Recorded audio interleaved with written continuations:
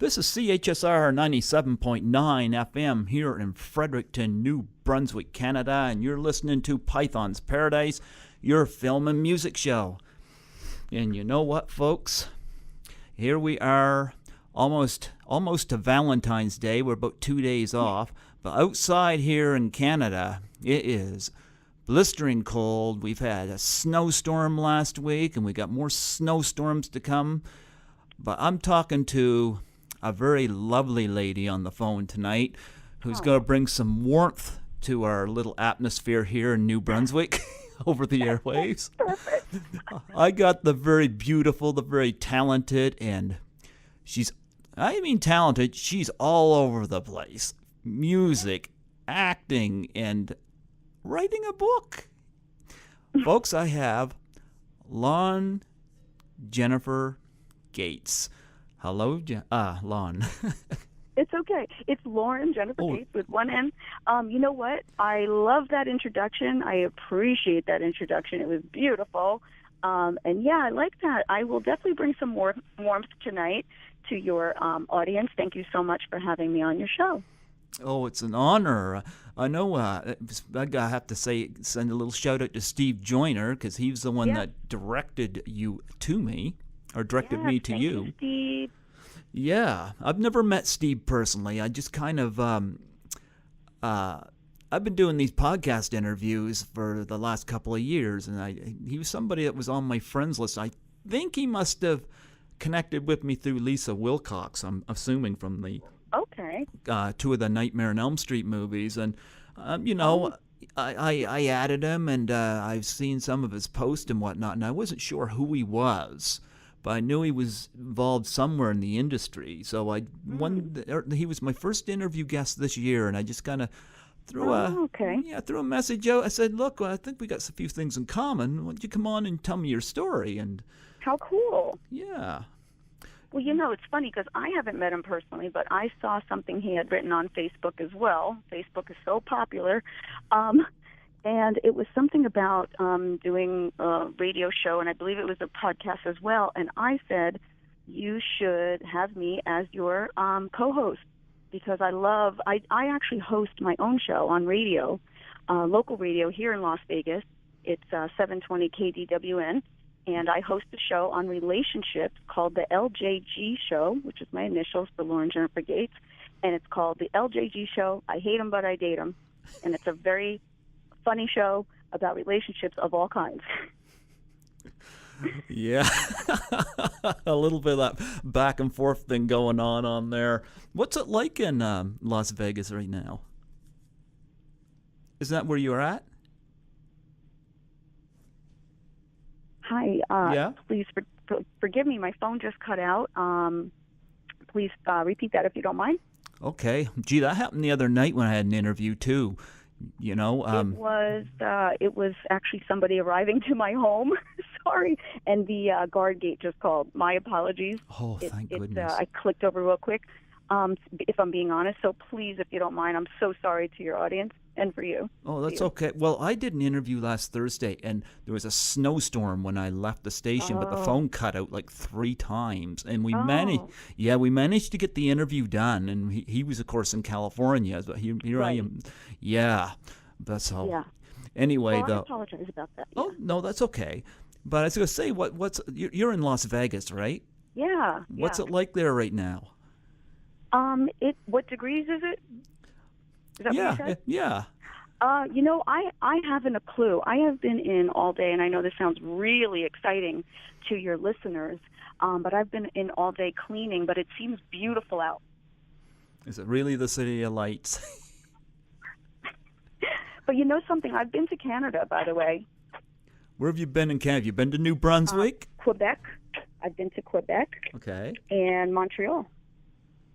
Nobody knows where New Brunswick is. I'm getting that out there. Well, it's funny. There's a New Brunswick in New Jersey, but no, I don't know where it is in Canada. Well, we're located close to Nova Scotia. But okay. A lot of people don't know where that is either. So. Yeah, that one I know, but not the New Brunswick. I'm so sorry. Oh. Well, but, Yeah, go ahead. I was going to say probably the closest we have to celebrities, and I say this a lot to try to connect people to us, is the Trailer Park Boys. You know who they are? No, please do tell. I like it.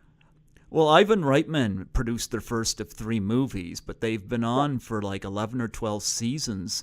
They're on Netflix. It's about 3 guys that live in a trailer park. They're all kind of pot smokers. Oh, I love it. And the guy who owns the trailer park doesn't like them, and it's a hysterical show. And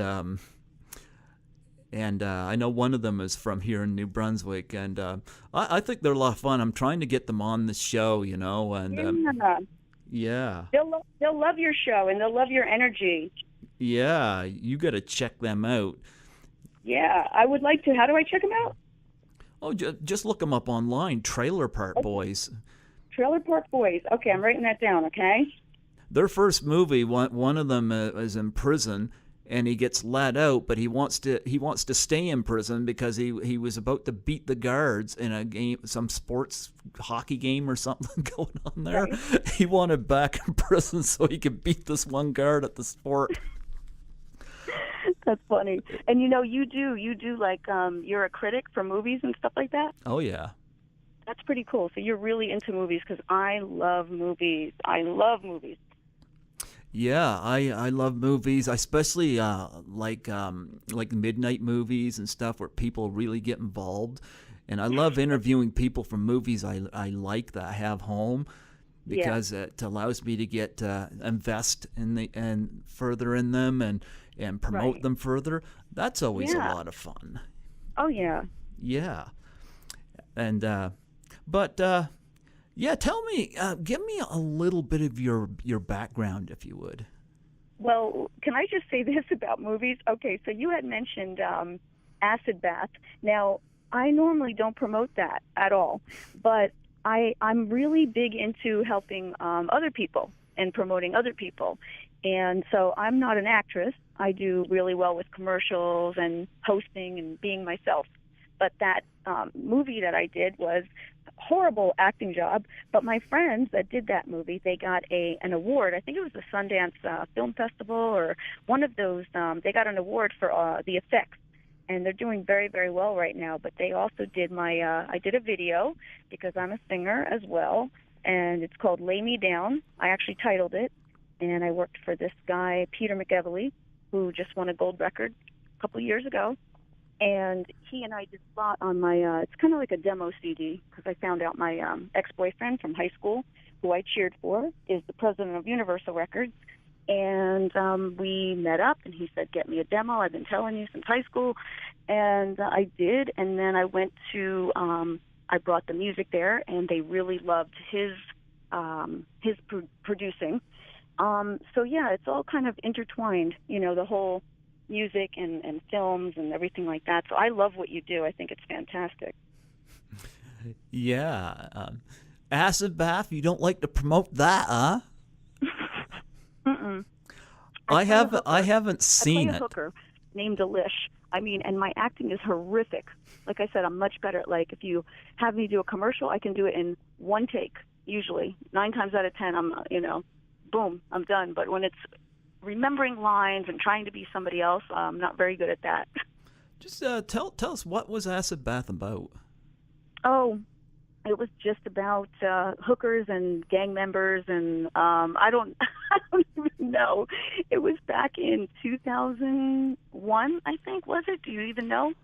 I thought it was 2006, but I could be wrong. Wow, you're good. I could be wrong. It? I know I looked it up, but that was a few nights ago. Yeah. So it was in that 2000 first, that area. Yeah, somewhere in there, between 2000 and 2010, in there somewhere.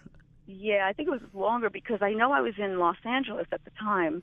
Excuse me, I went there for a little bit. I was born in New York, and I was raised in New Jersey. I was born in Manhattan with the name Joni Donato, and I was in a bunch of foster homes, and I was adopted at 12, and I had my, final name for a while, and then when I moved to Vegas in 1997, because I just had visited a friend and found out how beautiful it is, and got such a bad rap, but I live near the mountains, and it's absolutely beautiful. The weather's always gorgeous here. It's really, really nice. So in 1997, I decided I am going to change my name because two reasons. I'm going to kind of get maybe the audience going, oh, but I was a survivor of a domestic violence attack. Okay. And I decided I'm going to change my name, move across the country, and I also wanted to get into acting and decided I wanted kind of a non-ethnic name. So my name was Joni Donato, so I didn't want to be, what is it called, pinhole to one type of role, just Italian, which it's funny because I'm actually Spanish and Irish. And so I changed my name to Lauren Jenifer with one N Gates. Yeah. Well, I'm really sorry about the domestic violence, but you sound to me like you've really you sound very healthy right now in your attitude. You sound confident. That's funny. That's what Steve's friend said the same thing. I mean, I have been through quite a bit. If you look at my, let's just say my social media, let's say my Facebook, Lauren Jenifer Gates, there's two of them. One of them is a public figure page. I believe it has a blue outfit on it, and it's Lauren Jenifer Gates. You will see a girl, a woman who is always smiling. That's not to say that I don't, blurt out some negativity here and there. But I believe that I was born very positive and always smiling and laughing, and that's what my parents told me when I met them at 23. But I have been through a lot. I mean, I was abused in one of the foster homes really badly, and, in basically every way.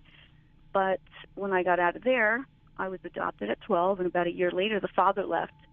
But he was a good man. He was very much into education. I actually just posted something today on LinkedIn. My LinkedIn is my name, Lauren Jenifer Gates. But I just posted something today that I was always ashamed that I didn't have the best education, and I put myself through college, and I had to go dance to put myself through college. And people frown on that, but what are you going to do? I don't frown on it. Yeah, and that's cool. Thank you. Like it I was in New said, Jersey. It was. I come from a Christian household, but I don't frown on how you had to go about that. I've had a situation here where I don't want to get off topic, but I had a situation where I would go to the nightclubs and whatnot, and I don't drink, but I go there. I know all the DJs, and the bouncers like me because they know they don't have to throw me out at the end of the night. And the shooter girls, they all like me, because they know I'm not going to put my hand on their ass or something like that. Right. But the youth pastor at the church I was attending at the time decided that he took issue with the fact that I went to the nightclubs and basically had somebody talk to me about more or less, I basically got accused of being a drunk and a pervert. Mm. And I'll tell you, had I got my hands on him, it would not have been good. That whole church thing, the foster father that molested me, so to speak, not 100%, not penetration, but he was a big churchgoer, and we always went to church, and I sang in the choir, and the mom was like a Girl Scout leader and a choir leader. It was just crazy because some of them, I have issues with this. I do believe in God, but I don't put religion on anyone. I don't judge people because I've dealt with a lot of jealousy from people that claim they're Christians and people who judge, and I can't stand it. It's one of the things that will infuriate me. Bullying is one. That's definitely one that will infuriate me. People who just disrespect and people who judge. That's a definite pet peeve of mine because I see and hear so many things, and I know I have a good heart, and I know that there's a lot of people out there that do a lot of things that are very bad, and then they judge other people. So I'm not into that whole, be judgmental, and the people who go to church and preach about the church and yada yada yada. I don't even entertain it whatsoever. It's funny, too, because Christianity is supposed to be a place where people can go for refuge, and so many people are using it to abuse people. Yeah, yeah. I'm going to tell you a little story. There's this journalist, female journalist out of Los Angeles that was following me on Twitter, and the group that they do film criticism based on Christian standards, and I hate their views because they recommend junk like Fireproof and stuff that is obviously poorly done. But I think she was following me to monitor me. I'm under that impression now because I criticized their views. Because they use religion for profit, but they won't admit to that. Yeah. But I remember, you remember when the Ice Bucket Challenge was going on? Yeah. She put a post on there and she goes, I wonder what the next big challenge is going to be. And at the time, Robin Williams had just passed away, and that was sad. Yeah. And I've dealt with depression, not to the point of suicide, but it's like a chemical imbalance. And there was this new challenge coming up called the Doubtfire Face Challenge.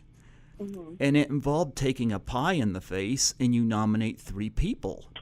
And I wanted to get the film industry and entertainment industry involved, and she had interviewed a lot of people that I wanted to nominate. So I pitched this to her, and she told me I'd have to nominate her first.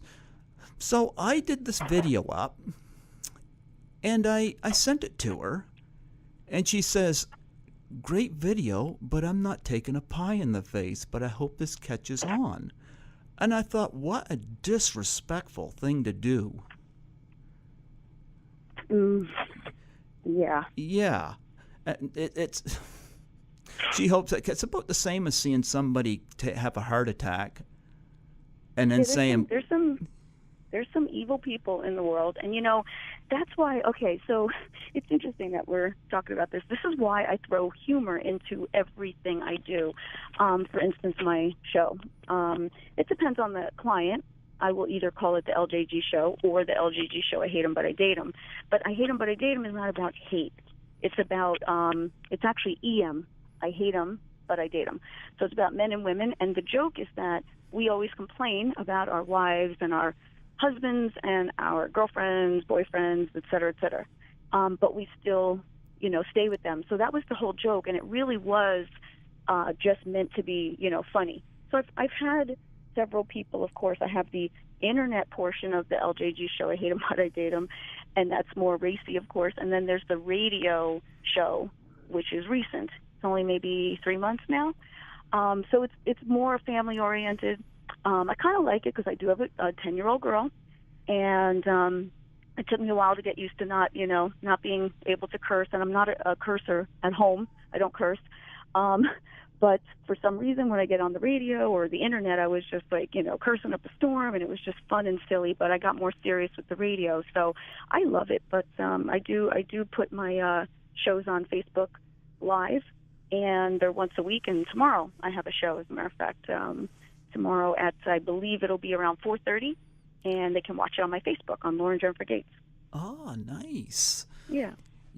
So I just published this book that I bring on my show, and I'd love to tell you about this if I can. Yeah, story behind this. I was going to get to that. Okay. That grabbed my attention. Give us the title of the book and where that originated. Okay. LJG Photography. So it's Photogrog. Photography. Tography.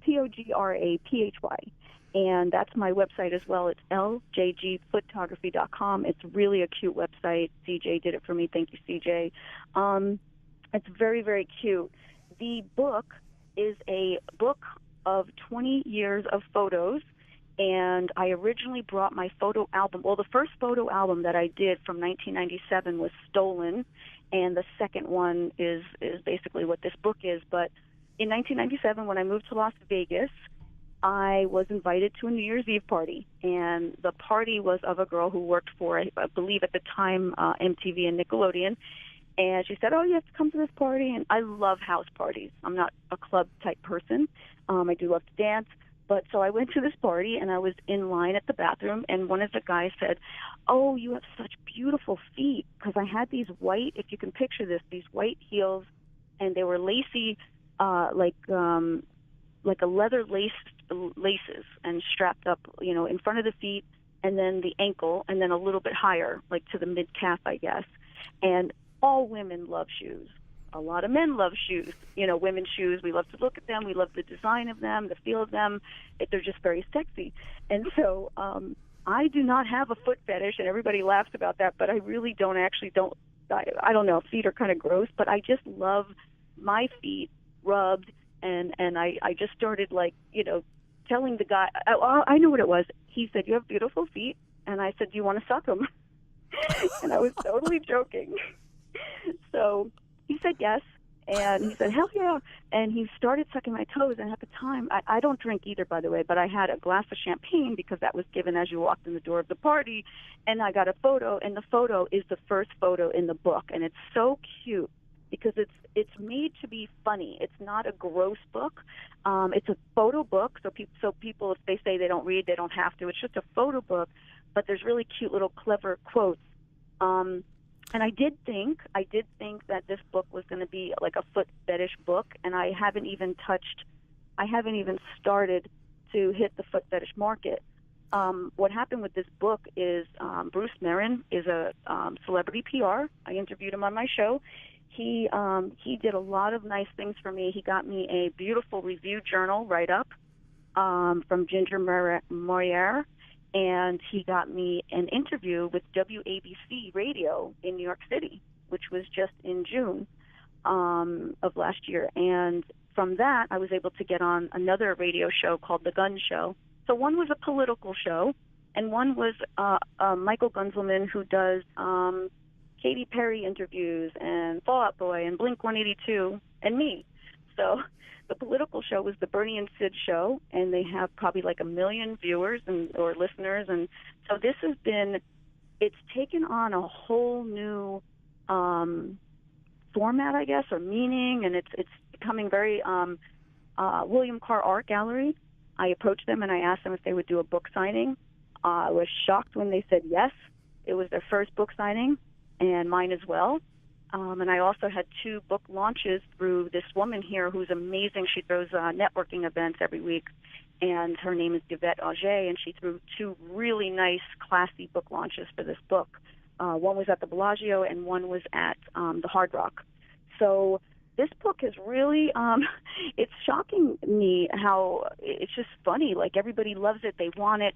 And, of course, there's a lot of, fans of mine that will get the book, and I sign it and, write them a little, a nice thank you.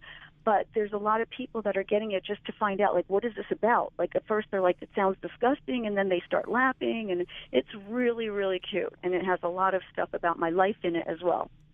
I was on your Facebook page, and I saw one of the pictures of the toe sucking, and it's really done in humor. It's not even a gross picture. It's actually funny. Right. Which picture was it? I only saw it briefly.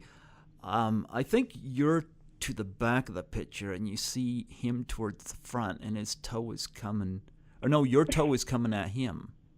That's right. Well, the funny thing is, too, you say him, right? So normally you think this is a all-guy book, but there are a bunch of women in there. One woman is smoking a cigarette out of my toes.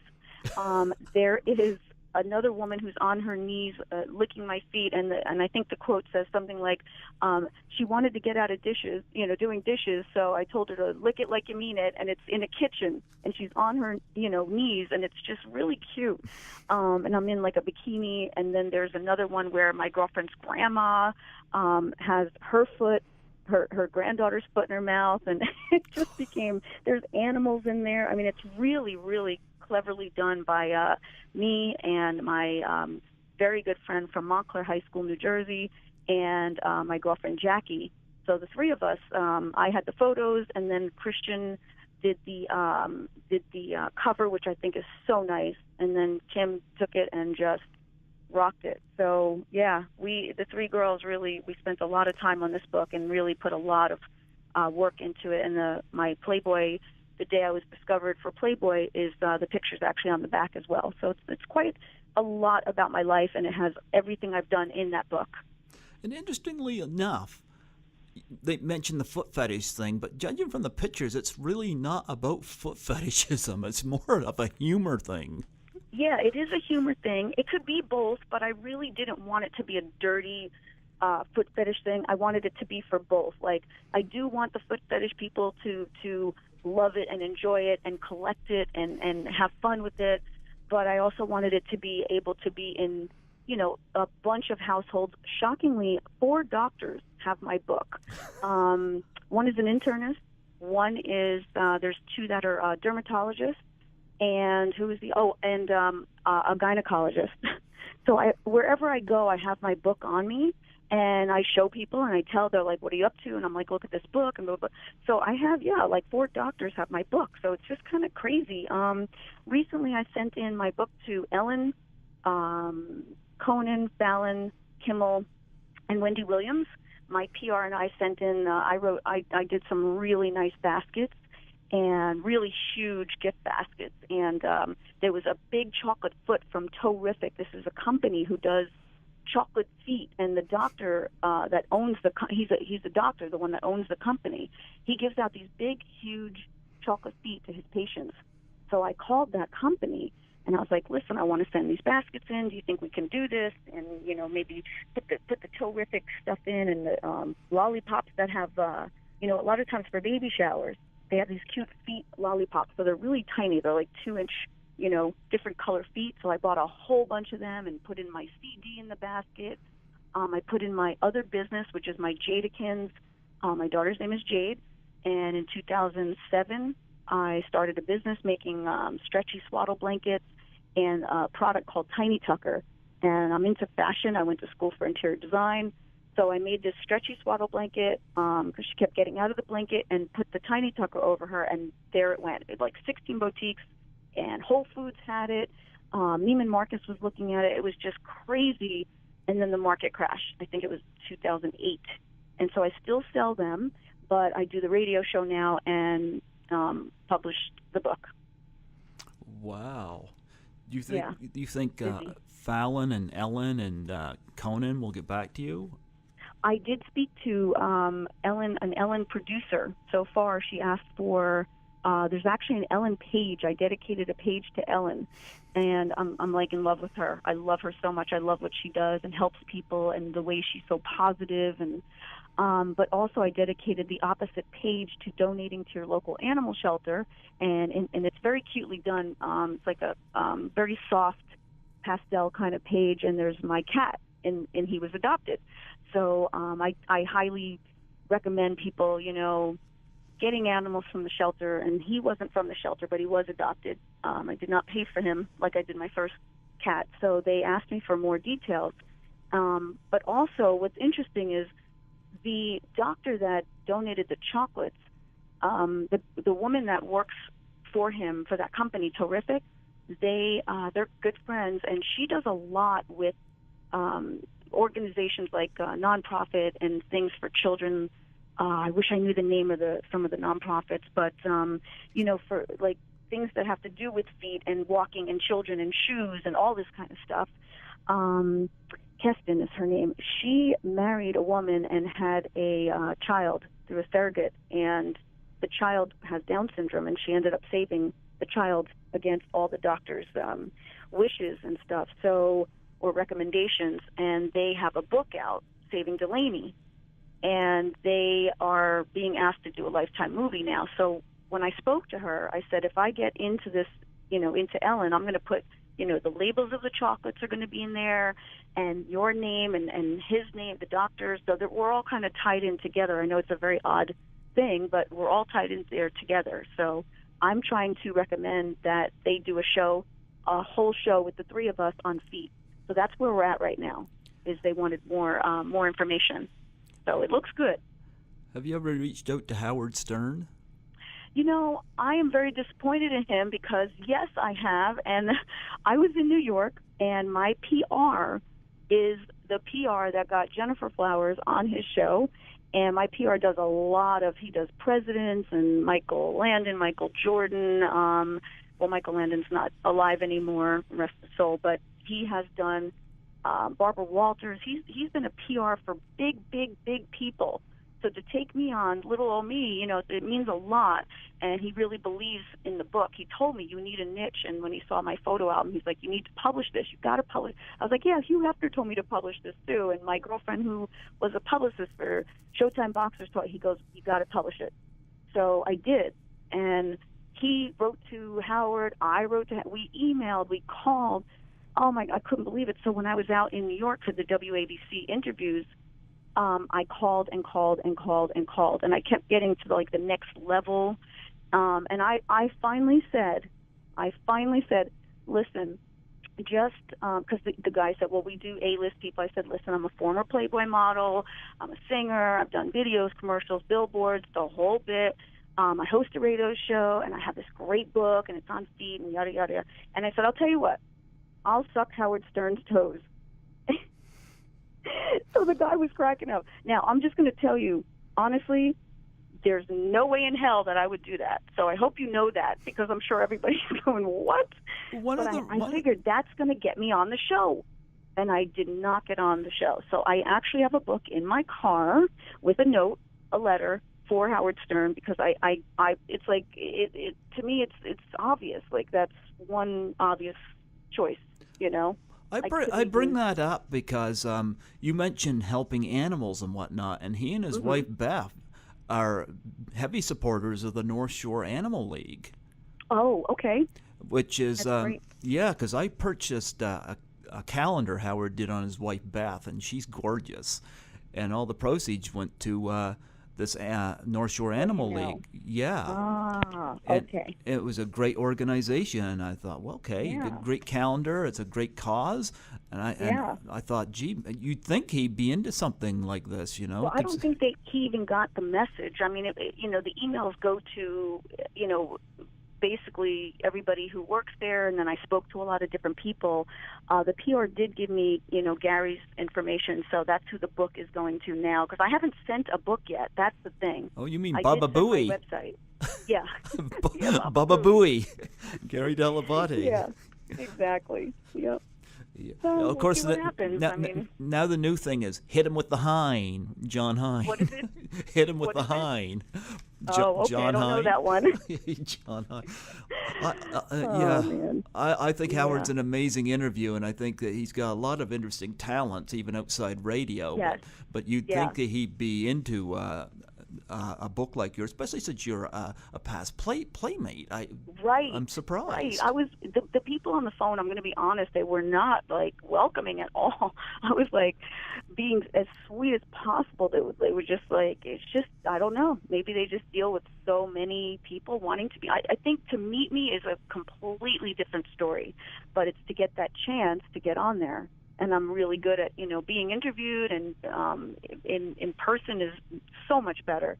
And it would be hysterical, I'm sure. But I don't know. I couldn't do it. But I'm not giving up. That's the thing about me. I never give up.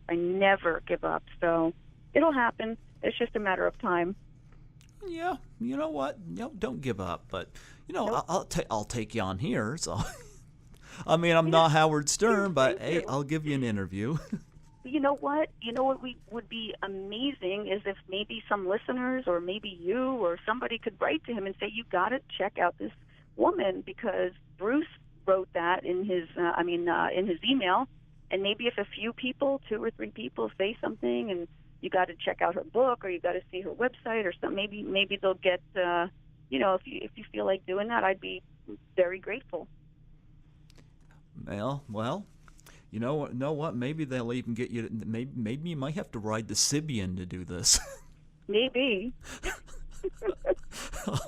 Yeah, I've listened to too much Howard on these weird things, but back in the day, huh? Yeah, but oh my God. But it sounds like an interesting book, and I like the fact too that it's not just about the fetish; it's about humor, right. And it's interesting. Yes. You mentioned foot fetish. A lot of people have accused Quentin Tarantino of having a foot fetish, and I guess has denied it, but he does a lot of shots of people's feet in his movies. He may very well have one. Of course, there goes my phone. He may very well have one. I'm not sure. I don't know. I'm not going to say he does. I don't want to throw wrong information out there, but I did. There's a lot of people. It's the number 2 fetish. Now, I'm not all into. Maybe I am. Maybe I'm not. I don't know how to explain this, because for me, it's yes, it's sexual, but to me, it's hysterical. Like, you ready for this? Yeah. You have to go to my YouTube. I have a video called, I don't know who's calling. I'm so sorry. Don't worry about it. But my phone is off the hook tonight. It's crazy. Of course, the minute I got on with you, there's like 8 phone calls. But where was I? I'm so sorry. It's the number 2 fetish, because to me, it's funny. The video that I did, it's called Suck My Toes. But It's really funny. It's me going on the streets and getting people to suck my toes. And the whole video is not that. It's me getting people to do everything I want them to do. And it was totally improv. It was a day I went out on the streets with a fake microphone, and I was in Los Angeles. And, first you see these construction guys, and I'm like, hey, I want you guys to stop working, and I want you to sing the YMCA. And they're like, no, no, no, no.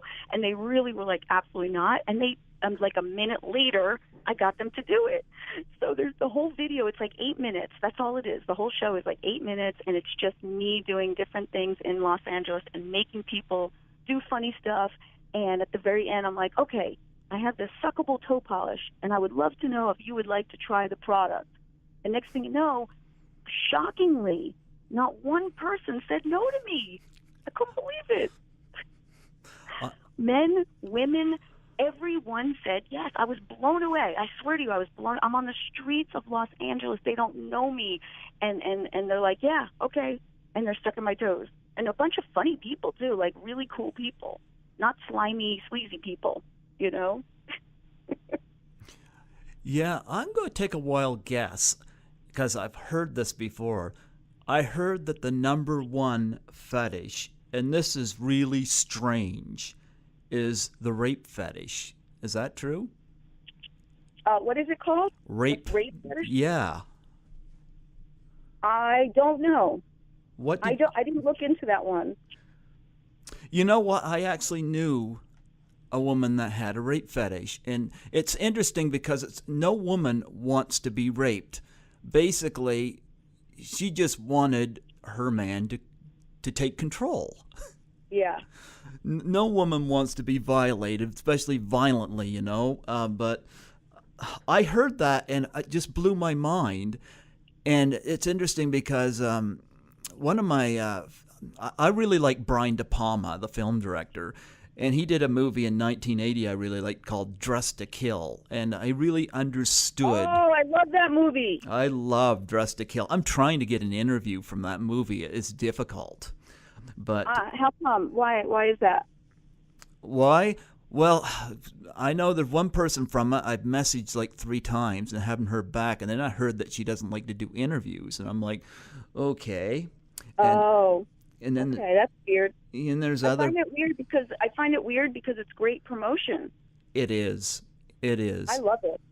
But I understand the opening of Dressed to Kill so much better after hearing that, because the opening scene, you've got Angie Dickinson in the shower, that great, beautiful Pinot Donaggio score.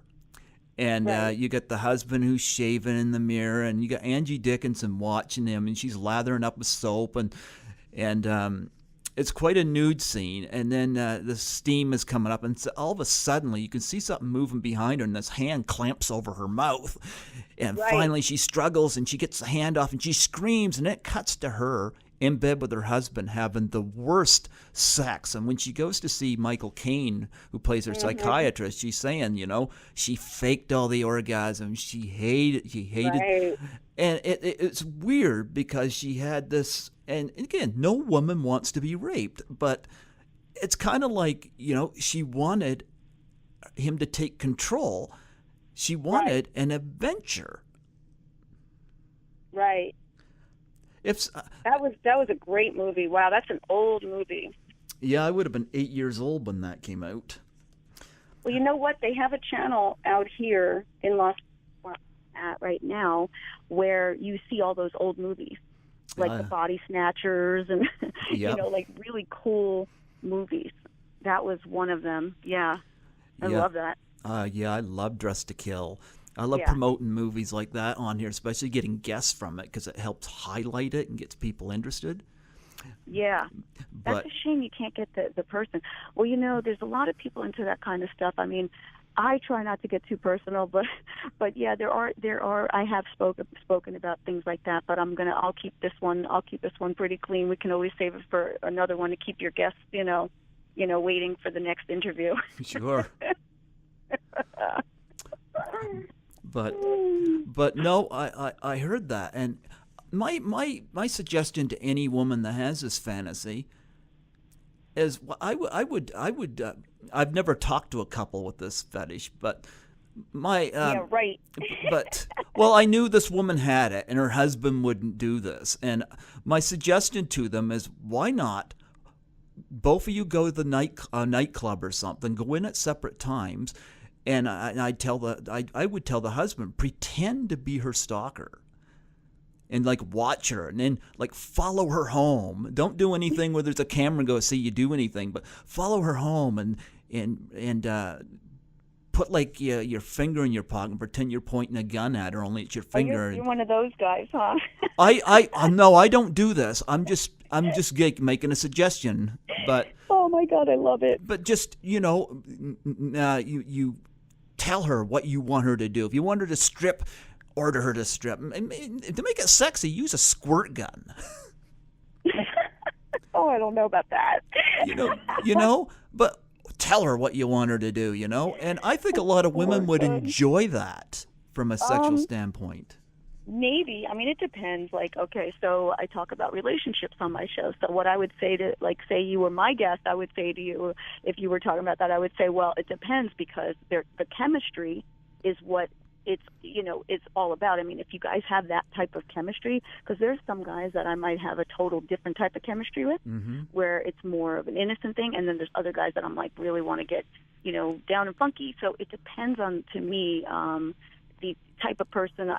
I tend to like a shy guy, completely opposite from me. I tend to like engineers. People are shocked when I say this because I'm very much into fashion and music, and I see the beauty in every little thing. And so the guys I tend to date are very analytical, neat freaks, and totally opposite than me. And I love that. So it depends, on the chemistry. Well, this couple I'm talking about is not together anymore, but I know that... Because he squirted her in the face or something? No, I didn't make the suggestion to them. I just know that she was into that, and the problem with him is he just wanted straight sex, and after a while, that gets kind of boring for people. Yeah. Yeah, so I guess she wanted to spruce things up. Plus, her friends were kind of out there, and I think they were more of an influence than he wanted them to be. Yeah. But I don't know. Some people are into some. Everybody's into some different things. I find a lot of people are not very honest. They're like closet freaks or something. It's kind of funny. My biggest issue, and this is going back to the Christian thing, I have a real issue with, especially the Catholic Church and this whole sex is just for procreation. I don't like children. I don't want children. I've never wanted children. So does that mean? But you were a child. Yeah, I know. But you didn't like yourself as a child? I just don't want children, I mean, for anybody else, if they want children, God bless them, let them have them. But for me, I just never wanted children. I'm lucky to take care of my cat, Don't give me a human being. But, interesting. I'd have fun with you on my show. Oh, I'd have so much fun. But here's the thing, though. It's like again, I heard this complaint about the Catholic Church that sex is just for procreation. why can't sex be for fun? And if you want to get biblical about it, you look at the Song of Solomon, I think it is in the Bible. It's all about sex, and there's no mention of procreation. And I think in my life I've only heard that chapter in the Bible preached once, and I think I know why. Because sex is being perceived as dirty unless it's for procreation, and that just annoys the hell out of me. Yeah. Well, it's interesting because, like I said, I hate judgments and people that preach and have their judgments. I mean, you can feel what you feel, but to preach about it, I don't even get into that stuff. I think it's so bizarre how people feel so strongly about something, and then look at all the fighting that's going on with all the political crap, and I don't know. So I don't even entertain that kind of thinking and everything else. And I also don't entertain the like too outgoing or too. It just kind of I do what works for me. Mm-hmm. And I kind of just stay out of all the mess. And I feel like anybody can do anything they want to do, in my eyes, as long as they're not hurting anyone. And that's just my bottom line opinion. I agree. Before I come on here, I was playing an interview tonight for my live show. I wrote down popular sexual fetishes, because I'm always curious, psychological, the mind, and why people like what they do. And I know we've covered, we talked about the foot fetish and the rape fetish, and there's some stuff here I got listed here that are very, very bizarre. Some of it is just out there. And I can't say I'll know a lot about it, but sure, if you want to run it by me. I'll throw them by you. Now, two of these kind of maybe go hand in hand. Wait, why me? Well, Why am you're into relationships, and you were a Playboy bunny, so yeah, but that was a long time ago. But all right, I'll go ahead. Okay, okay. We'll Playboy bunny. I was a Playboy bunny, but now I'm a mom. I'm a really total different person. But I do try to stay sexy and work out, and I definitely take lots of photos weekly at the event. So I totally get that, because there is a image, that goes along with that. But there's also Playboy's very innocent too, So there's Swank and Cherry and Hustler. Hustler asked me to do their magazine, and I actually said no. So there is a difference, However, not judging. I'm just saying. Oh shoot! The alarm is going off at my house. Okay. Yeah. Do you want to end the interview? Because this is going to be... End the interview? How long is it going to take? I don't know. The fire alarm is going off. Do you want me to just pause this and call you back? Yes. So, sorry. Let me find out what's going on. I will pause this and call you back in about, 10 minutes? Okay, sounds good. Okay, and we're back. First time we had to split an interview in two, but here we are continuing. And Lauren Jenifer Gates, a little lost of breath there. You had a little fire alarm scare, but I'm glad to hear that nobody was hurt. Well, thank you. It's funny. You said the first time we've had to do that in split an interview, and it's funny because I always hear that. It's the first time, like with my book, it's the first time that we've ever done a book signing, William Carr Art Gallery. It's the first time we did this, first time we did that. I love it. So, hey, we're the first. All right? Yeah, well, we'll have it all pasted together here, all perfectly normal. And as I look at the screen, everything seems to be functioning well. So, all right. But I think where we had left off, I got on the topic of fetishes and funny stuff like that. And rather than get into detail about that, I just like where you were in former Playboy playmate, and what's it like for people in the industry, like where they have a significant other who's not in the industry, and how they cope with all the attention that their significant other is getting for being in such a light. That's interesting. Well, there's always a story with me. I, at the time, was engaged to a really great guy. He did die when he was 35. I'm sorry to hear that. I believe fell asleep thank you, in the car, and he went through the windshield because he didn't wear a seatbelt. But he's the one who told me to, go for everything. And he was a very good guy, very shy guy, very opposite of me, which I like. And it's funny because when you do hear about dating, they're like, "Oh, he's just like you," and I'm like, "No, thanks." I'd rather have somebody who's shy and very, very doesn't have a lot of stuff, because I have just so much stuff, and I like totally the opposite of me. But I was asked to do centerfold, and he kept saying, "Do it, do it, do it," by the makeup artist. So he was extremely supportive. I honestly don't know of any other stories of any other girls. I'm sure there's a lot of jealousy and, some guys that are probably very proud and some that are not, so I'm not sure. But I had a very supportive fiance, so I was very fortunate. Yeah, because I find with me, I used to be the jealous type, and then I got I guess I heard a story. I was listening to, I think it was Tiffany Graniff on Playboy Radio when that used to be on Sirius Satellite, and Tiffany would give these relationship advices, and Oh, nice.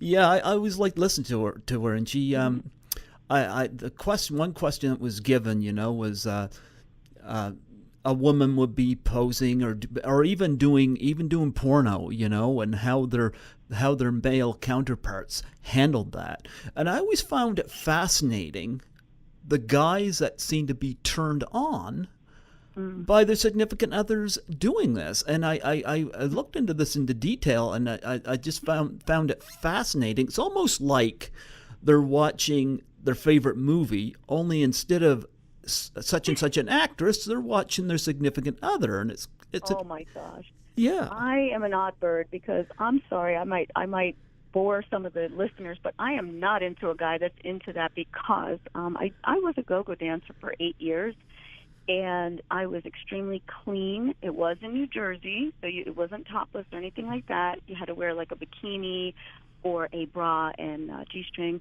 and I did it for 8 years, and I'll tell you what, I was very, very clean, and I never dated a guy that was okay with that job. It's so funny, because here I was doing the job, but I didn't want to date anyone that was okay with doing that job, because I just felt like the kind of guy that I wanted would not think that job is okay. I know that sounds so strange.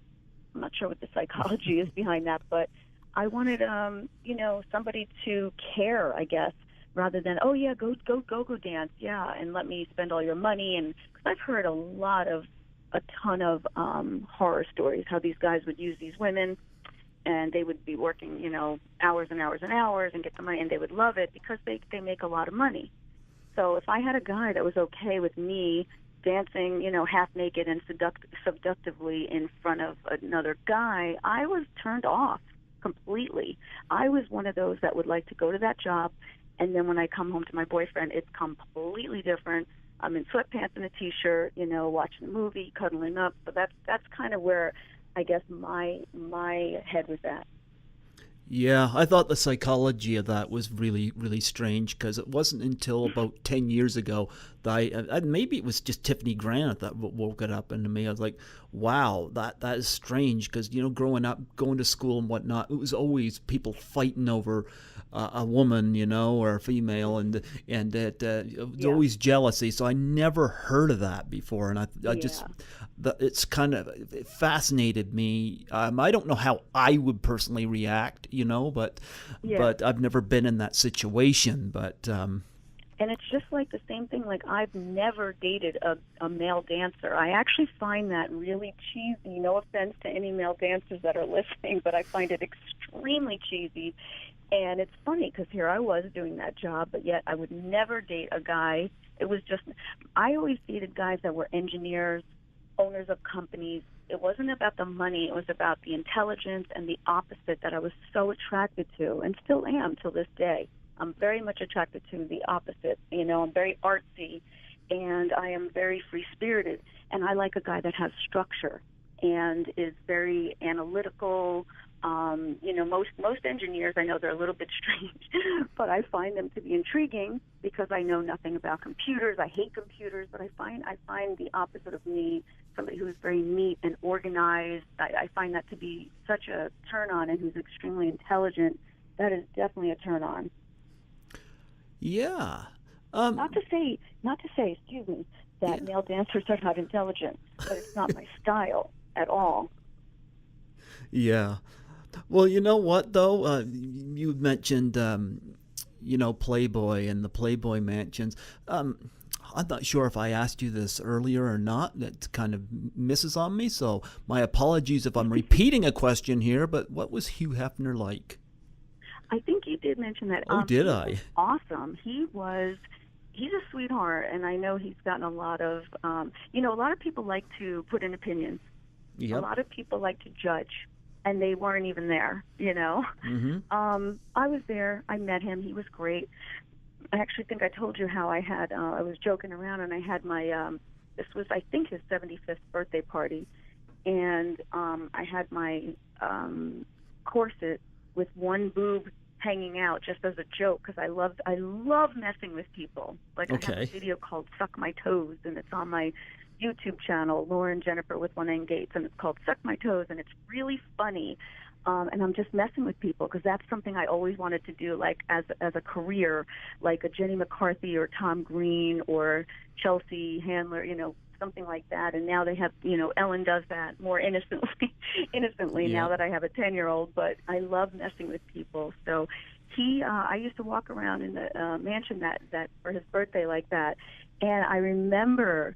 Charlize Theron I forgot her boyfriend's name, really good looking guy, and, you know, actor, and she was like, oh, honey, your shirt, you know, your boob is hanging out, like, kind of like, you know, I guess like picking on me or whatever. I was like, oh, well, thank you, you know, so it was kind of funny, and so I walked by Hugh, and he was sitting down at the little table. You know, they have like a table on the floor. It's like pillows on the floor with like a little round table, I believe, and he's sitting with, I think, Weird Al and David Lee Roth. I know that Ben Affleck was there, and Leonardo DiCaprio. There was a lot of, you know, famous people there.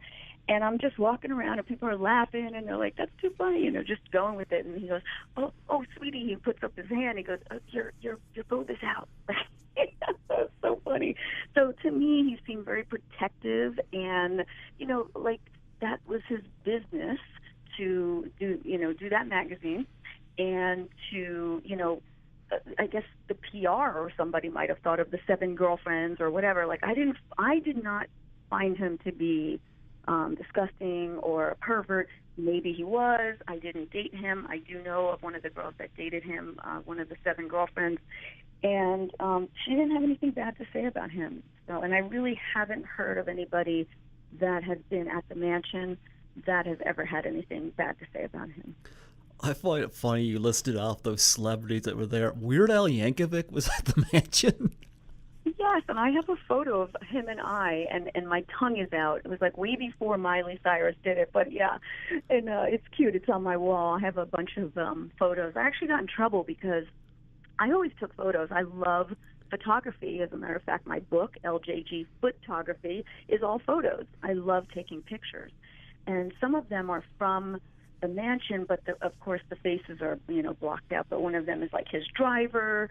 One of them is his bartenders. You know, they're all picking me up, and one of them sucking my toes. And then there's some friends that I met there. They were like, "Yeah, take a picture." So it's quite funny. But yeah, I love photography. So. I forgot where we were at, but Well, I was going to say, I'm a huge Weird Al Yankovic fan. I just find it funny that he'd be at the mansion. It just sounds like the most unlikely place. I could see David Lee Roth and Leo DiCaprio, but Weird Al Yankovic, that's just funny. Yeah, I've met them all. Jenny McCarthy, I hung out with her. Yeah, no, Weird Al was there. Nick the Dick, remember from the bachelor party? I've got all these photos. It's great. But, I think a lot of people were there that I guess every celebrity that wanted to go was there, Yeah, I've heard that the mansion parties are just out there, a blast. They're Just great. They were great. what's the most I have fun bizarre wherever thing I you've go. seen? So, What's the most bizarre thing you've seen at the Playboy Mansion parties? Anything interesting you've got to tell? not really. I mean, I'm sure there was a lot that was going on. I have a funny story, actually. I think I was probably the most bizarre thing. I made my own good time, and I think the most fun I've ever had was with Jenny McCarthy. And the most bizarre thing I've seen was Jenny's husband's penis. I was in line at the bathroom, and he was in the girls' line with us, and so was this other guy. And I said, you have to move over to the men's line. This is the girls' line. And the guy said, oh, I'm a girl, kidding around. I said, oh, yeah, let me see your penis, or let me see your vagina. And he showed me his penis. And at the time, I was just so crazy, really just crazy. And I was snapping pictures. And then I remember like a minute or two later, Jenny's husband at the time, John, he said, Lauren, he goes, you know what? Mine is better than his. And I was like, oh, my God, here we go. So I said, Jenny, can I take a picture of John's penis? And she goes, all right, Lauren, but hurry up. She was so cool. I love that girl. I totally want to get in touch with her and do a show. I was telling you, right? The play dates with playmates. Yeah, you mentioned that, yeah. Yeah. But I think that was the most bizarre thing I've seen is Jenny McCarthy's husband's penis. Now, I believe Jenny McCarthy was on the Howard Stern show. I'm sad to hear that Howard Stern has like that you guys far as Gary Dell'Abate and like Can I just tell you, I'm shocked. I am shocked. I hope someone hears this and calls him and says, Lauren Jenifer Gates needs to be on your show with LJG Photography. My PR got Jennifer Flower. She was, I think, the first Playboy person. He got her on there, and he was like really campaigning for me because he knew. He also got me the WABC interview, and then I got the other one. But he was like, "Well, you're out there, give him a call." He emailed him. I emailed them. I called and called and called and called. At one point, I went as far as to say, "Listen, tell Howard Stern I'll suck his toes," which I would not. Believe me. And I hope he never hears that because that's how I wanted to get on. But I'm not done. I actually have an envelope in my car with a book that I'm sending to Gary so that he can show Howard because it's very well done. And it's got the Playboy picture on the back. Can I just tell your audience, if you guys want a copy, it's only $24.95, and it's on LJG Photography. Photography. It's a really cute website. It's a great book. It's funny as hell. It's got 140 pages and a whole story about my life and Wheel of Fortune and Playboy and everything else. So it's more than just a book on feet and people doing funny things to them. But yeah, it's a really cute book, and you can just give it as a gift or, like a funny gift or put it on your coffee table and create some conversation, Well, you know what? You're more than a welcome guest on my show. You don't have to suck my toes. Well, thank you. Yeah, I think I could do you better than that. I'm going. My goal right now is for Ellen, Conan, Fallon, Kimmel, and Williams because I want to do the television portion of the book and my Jadakins business, which I came up with this thing 10 years ago when my daughter Jade was born. It's really, really cute for like baby showers or the first day at the hospital. And I named it Jadakins, and they're called Tiny Tuckers. And I put those in the baskets when I sent them out to Ellen and Conan and Fallon and Kimmel and Williams. So there's a long, long story, but there's just, to make it short, I put the book in there and the chocolate feet from this company called Terrific. And the owner of Terrific is a foot doctor. And then the woman that got me to that talked him into donating into the basket for these big shows, she is a gay woman who had a surrogate child, and they, the doctors were all telling her to abort, and they did not. And so they now have a book out called Saving Delaney, and this woman is being looked at or their story by Lifetime.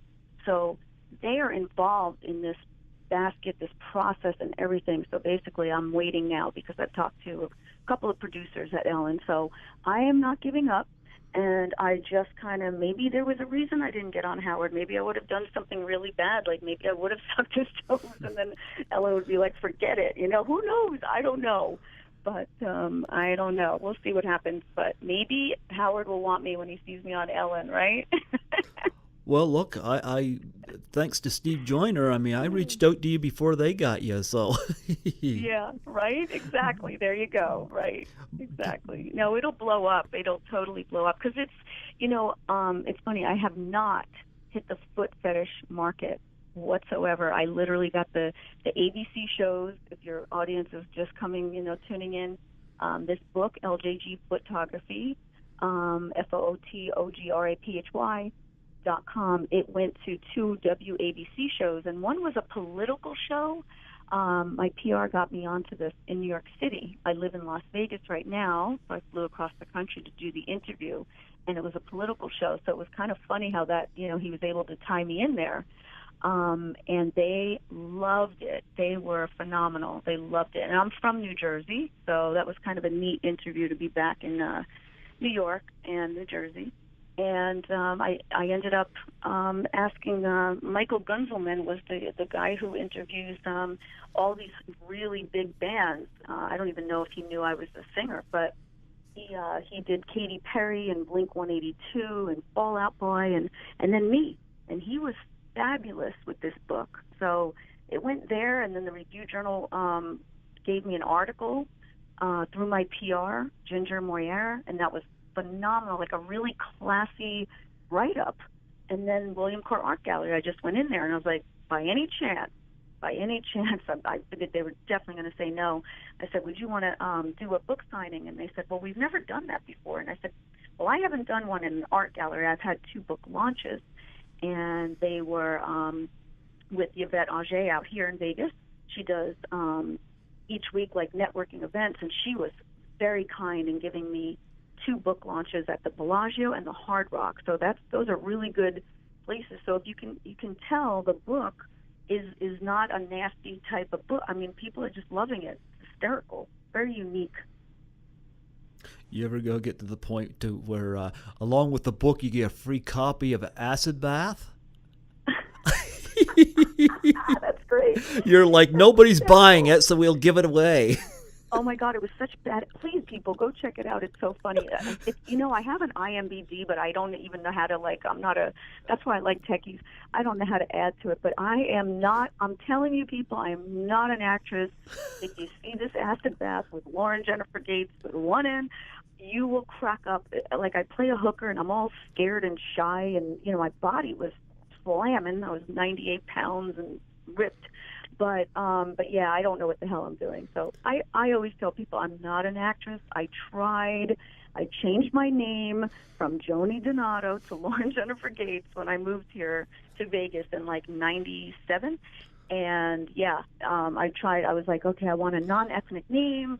I want to get out there and act. And then I decided, when I just tried it a few times, I was like, it was scary shit.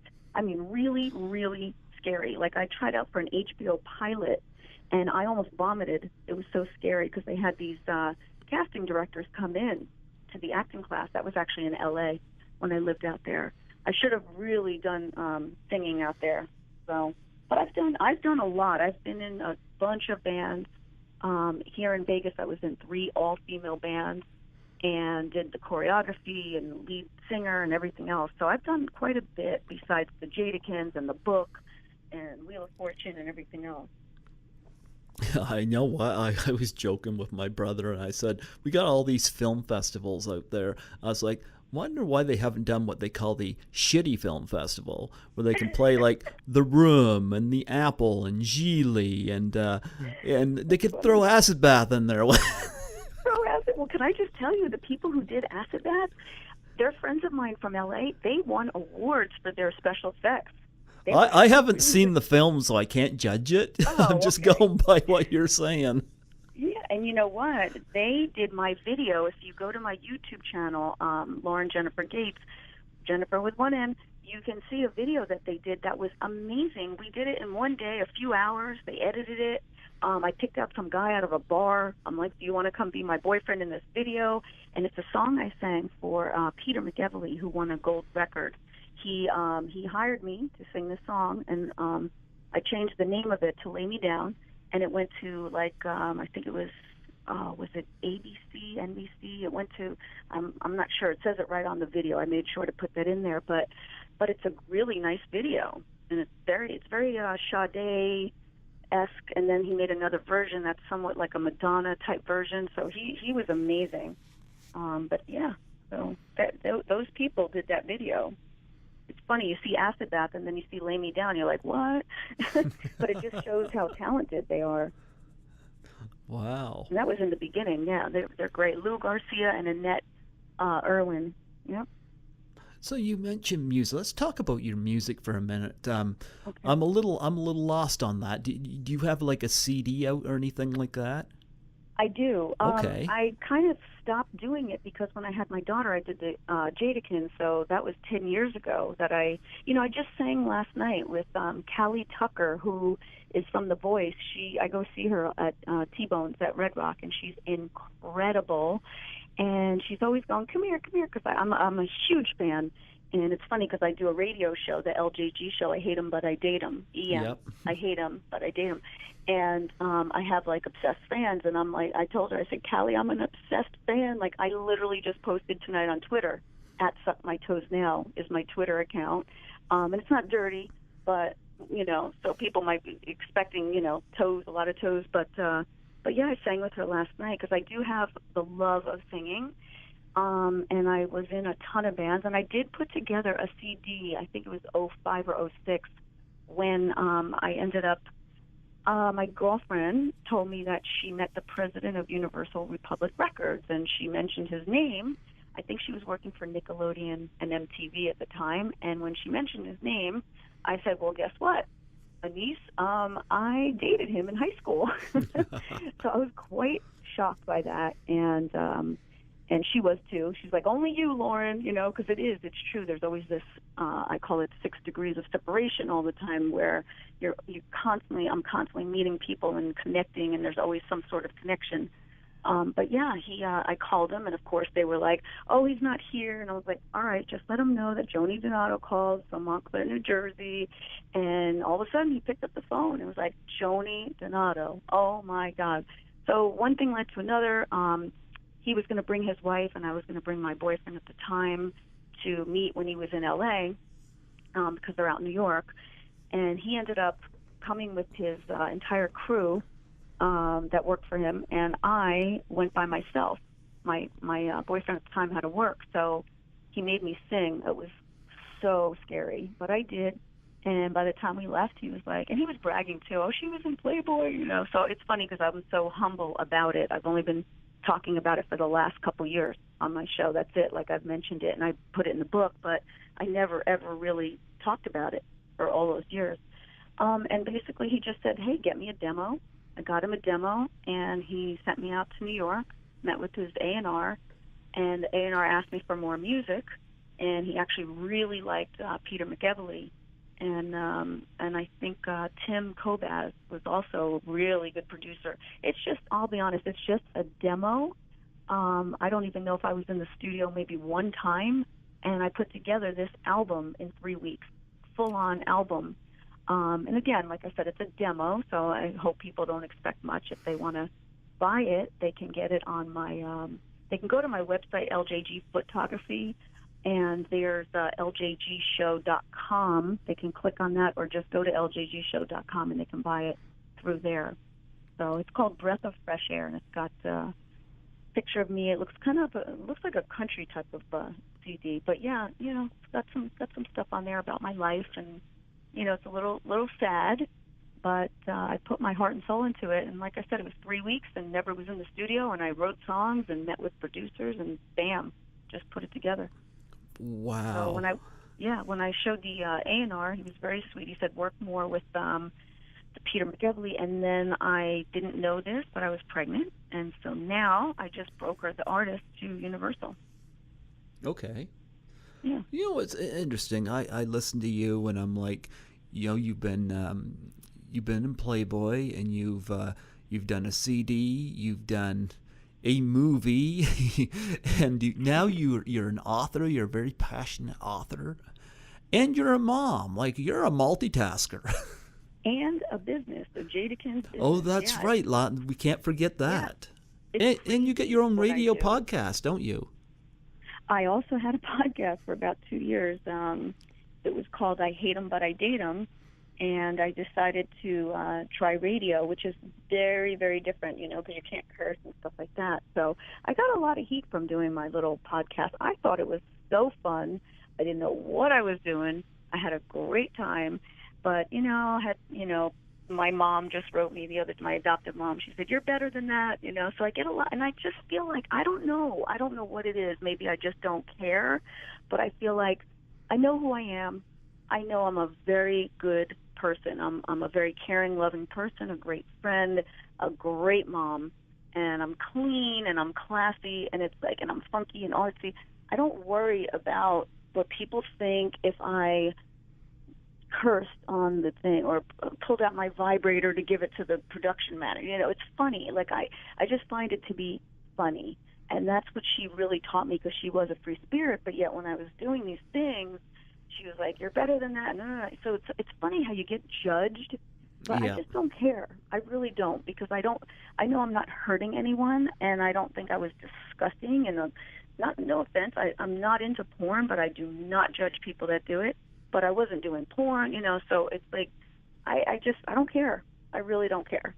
I do care about Ellen, because that could be another step in my career, and it could also make me a lot of money if I get on her show and I can finally really take care of my daughter and put her through college and all these other things. But I really don't care about judgments that don't matter to me, I want to bring up something. You mentioned you care about people. I saw that fully last Sunday night when you text me, and I know I was getting ready to go to bed, and I had to get home because of the snowstorm, which we got a massive amount of snow.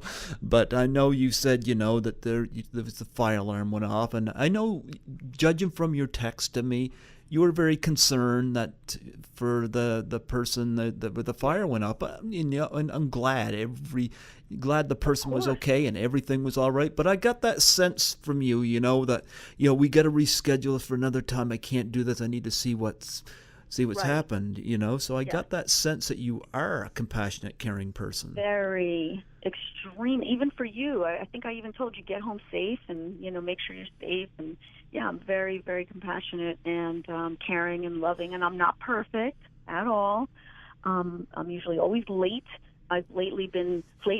Ironically, I've lately been, on time and early, and I'm working on that. But yeah, I'm very compassionate. Very. I've been through a lot in my life, and I've had a lot, especially with children. Though I'm very compassionate because I've had so much happen to me, and if I see a little kid cry, it just breaks my heart. And I'm like, what's wrong? What can we do? I always want to fix it. So I do. I definitely have that in me. Yeah. I'm very, I can be very mean. Like, if I see a bully or somebody judging me, I don't like it. I really get nasty. Like, I don't care. I don't want to hear negative comments. I don't like to have to defend myself. I'm very, very lucky in my career for as long as even the podcast and everything, I've never seen not one mean, negative thing. Never. I'm sure it's going to come, but I've always had really positive feedback. So I don't know, but I'm ready if somebody wants to. You know what, though? I don't understand people that just go on websites or YouTube channels just to throw negative comments out just to be ignorant. I don't grasp that. Yeah, it's disgusting. It's funny because, so I was doing my podcast and I was trying to reach out to Jenny McCarthy because I saw something she was doing, like a little clip on relationships as well. And I thought, oh, perfect. because I love her, and she was so fun, and she asked me to, join her and her husband for dinner. We just lost touch, and it really sucked because, then she changed her number, and then years went by, and that was the end of that for this time being, unless it's meant to happen. I did see, I think it was on a YouTube thing, I looked one time on one of her videos, and there were like 20 negative, I remember counting, 20 negative comments, and I wrote on that thing, if she ever looks, she'll see it. I wrote on that thing, I don't know who you are, but I actually have hung out with her and spoke to her on the phone, and she is so down to earth and so sweet. And, I just got kind of angry. I was just like, oh, it drives me nuts. She is a good person, a really good person. Yeah, and that's what some people... I've been a victim of that myself, so I get it. And then Yeah. we've it's just the whole thing of cyberbullying. I mean, it was bad enough growing up and going to school and high school and being bullied after school or dorm breaks, and now you get put out. Yeah. Oh, really? yeah. Over what?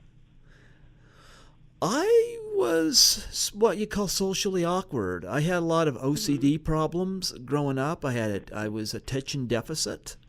And so I had a lot of problems growing up, especially with paying attention. But my mind, of course, even today, my mind wanders because your mind always wanders to stuff you're interested in. And who's interested in math, It's like, Right. Yeah. Well, you know what? My daughter has some of that too, and I've seen her get bullied, and I worry about her as well. But you turned out very nice, so I wouldn't worry about it. And I'm certain that those people that bullied you back in the day, that they would feel really, really bad, because I think kids can be very cruel.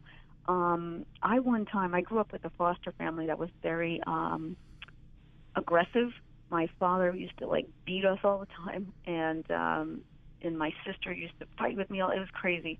And so, growing up with that, I remember beating up a boy next door, Scott Alessio. If you're ever out there, please know I'm sorry. June Fienga, which was my foster name. I'm so sorry. I remember him crying. I mean, I was just beating him up because I was getting beat up all the time. And so I really think that a lot of kids, when they get older, they feel really bad about, what they've done. And I've had people do that to me too, do mean things to me, and then years later they apologize. I've had several people do that to me. So it's nice when you hear the apology. So I'm giving you the apology that I'm sure that these people would give to you. I've had a couple of them actually do that. That's nice. And I sat down with them, had coffee with them, but yeah. They turned out very well. But you know what, back when you're in school, it's different when you're adult. You hope that people grow up when they're an adult. Mm-hmm. But when you're in school, there's peer pressure and liking the right stuff and all that. Right. It's very difficult. And, I've been out of high school for about 25 plus years. Mm-hmm. So I mean, but it was no walk in the park for me. And I was socially awkward, and even now, and I even around, especially around women, I'm very socially awkward. But well, guess what? You would not believe this. We share that in common because I am very outgoing. If you're a stranger, I am extremely outgoing. People are like, wow, you could talk to anybody. But when it comes to just intimacy with somebody I really like, in the beginning, it's very awkward for me. It really is, because you have to be in silence and you're staring at each other. And unless I am extremely comfortable with this person, it's the same thing. So I think a lot of people suffer from that. And I think people like me hide it very, very well. And, being former Playboy model and doing all these bikini contests and all this stuff, people would think, oh, she's so confident. And I am confident, but I'm also very shy.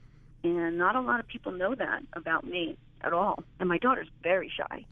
So I'll talk to anybody, but they don't know that I do definitely have a shy side.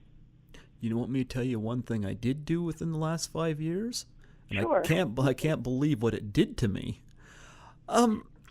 I go to the nightclubs with a couple friends of mine, and one of those friends was complaining because of he got no attention from the girls. And I looked across from him, and of course I couldn't see this at the nightclub because of the dim lights, but we were sitting at the coffee shop, and he had cat hair all over his clothes. I said to him, I said, man, look, no wonder you're having some problems. And it kind of made me think, like, not that I want to cut ahead, but I was watching Wolf of Wall Street at the theater, and I was looking at Margot Robbie, and I was like, man, Leo DiCaprio has no problem getting in these movies with these gorgeous women. And I said, I would never have a shot at a woman like that. And it kind of got me thinking, because one of my favorite movies is Saturday Night Fever. Oh, how cute. I love Saturday Night Fever. And I love it too. You got John Travolta going. Have it. Yeah, so do I. But you got John Travolta going down the street there in that opening scene with the paint can, and he's dressed with black pants, black shoes, black leather jacket, and that bright red shirt. And I was walking down through the mall one day, and I saw the red shirt in the store window, and I knew what I had to do. You had to buy it. I didn't just do that. I went in. I've got now 2 black blazers, 1 silver blazer.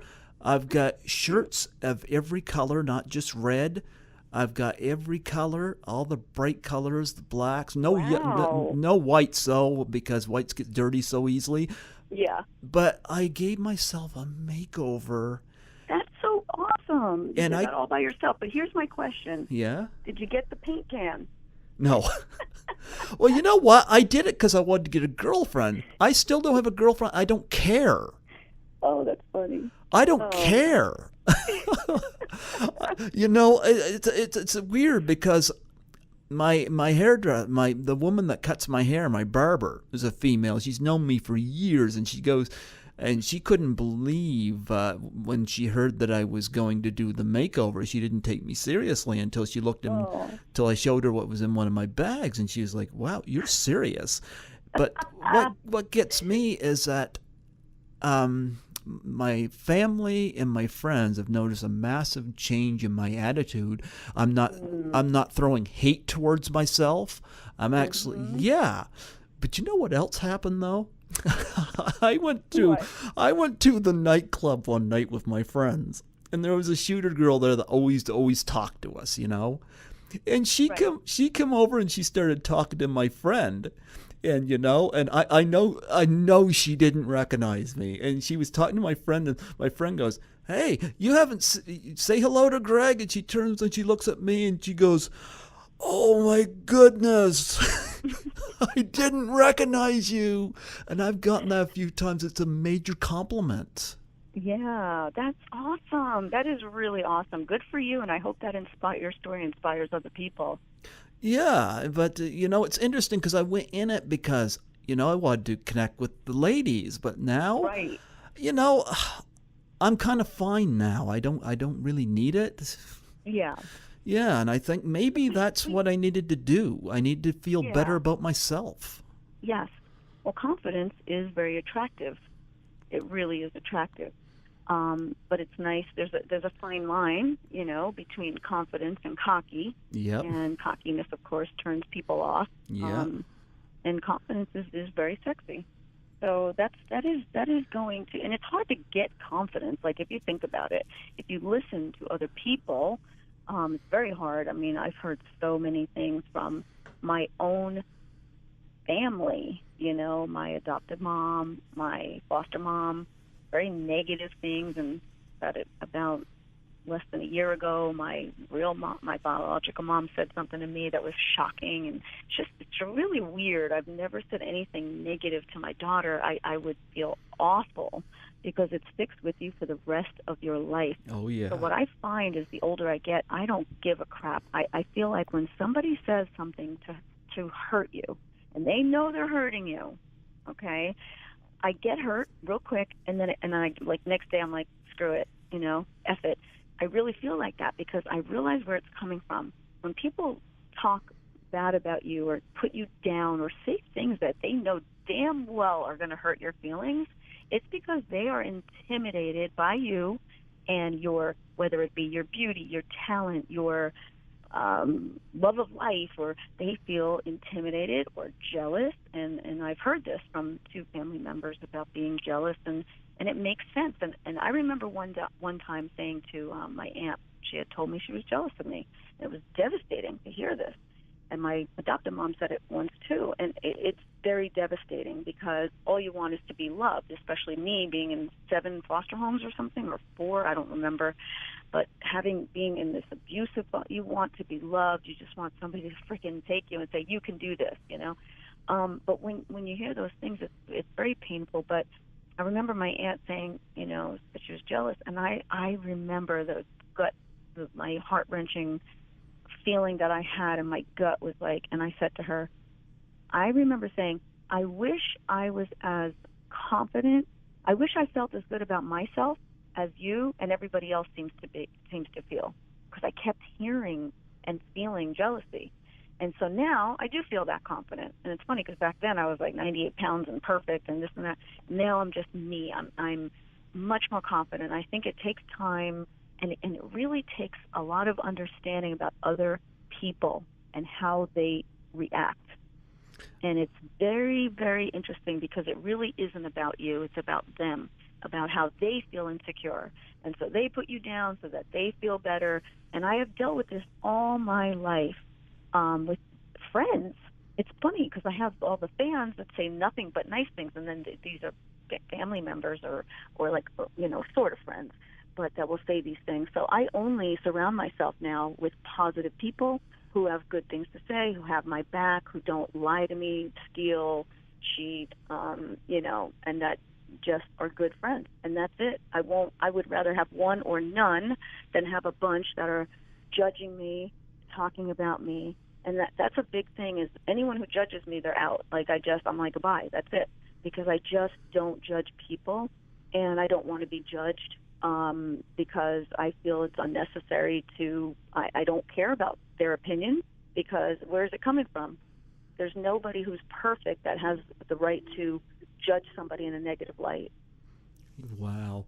And you know, they say that clothes don't make the person, but I found out, though, a nice little makeover. It changed the way I felt about myself, and that also spreads to the people around you, because I find that like when I hear it from my family and from my friends, you know, that they've seen a change in me, that's good, because the negative vibe can really bring down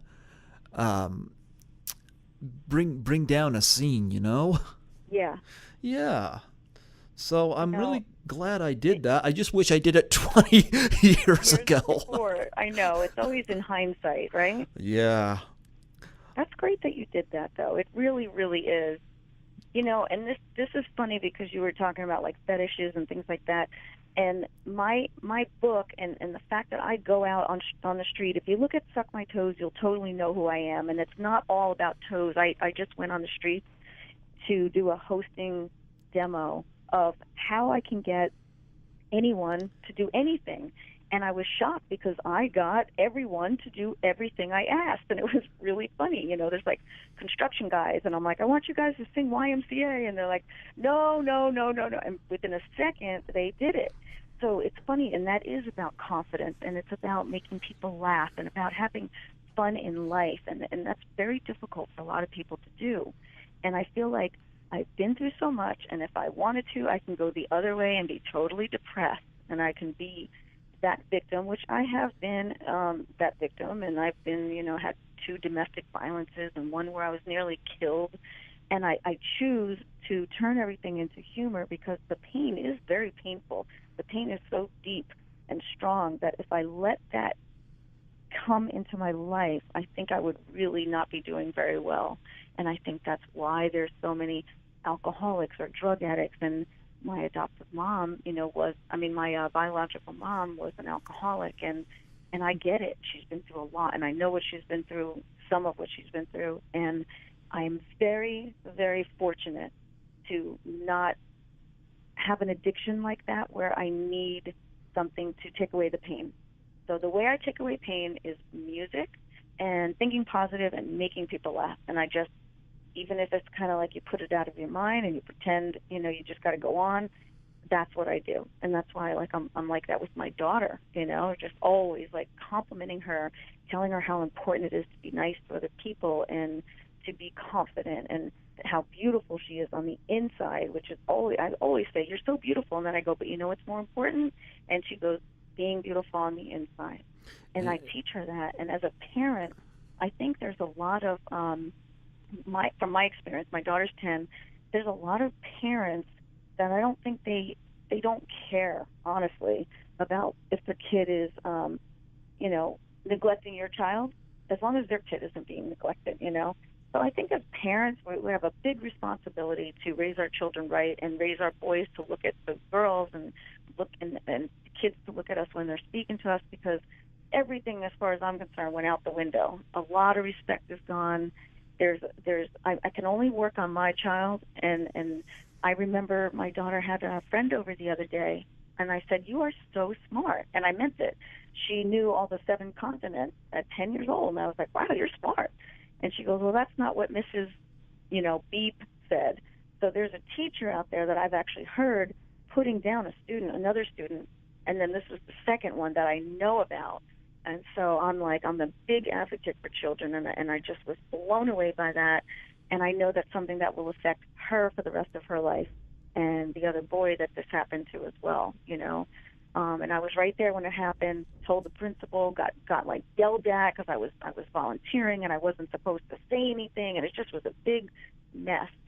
But it's amazing. Like, I feel like, we really do need to teach our kids to get along, include each other, and then this way they feel more confident because they're included and they're a part of a team or a part of, a group or whatever. So I know this is way different than you probably wanted to for the interview. No, it's okay. Keep going. Yeah. Okay. But it's a message that I try to get out because I am an advocate for children big time, and because I've been so abused, and made it with feeling proud. That's hard, and there are days I'm down on myself. Really, there are days that I'm very down on myself. And that's why I'm so big on this thing with trying to get on Ellen, and the fact that we've been communicating, and I'm not giving up, because I feel like that is something that I can do. And I never had somebody say, "You can do it." Never. No family member. I always had the opposite. And so I feel like that's what we need to teach our kids, because part of me still has that childhood in me, where I'm like, "Oh, why can't I get this done?" And I know I can visualize myself dancing out from the back, going into the chair, getting her whole audience to dance. I can visualize it, and I know I can do it. And then from there, all the other interviews will just, fall into place. But that is something that took years for me to be that confident. I used to get, oh my God, when I tried out for Wheel of Fortune in I think it was 99, I was a wreck. That was the most crazy interview or audition, but it wasn't one. It was 4, I believe.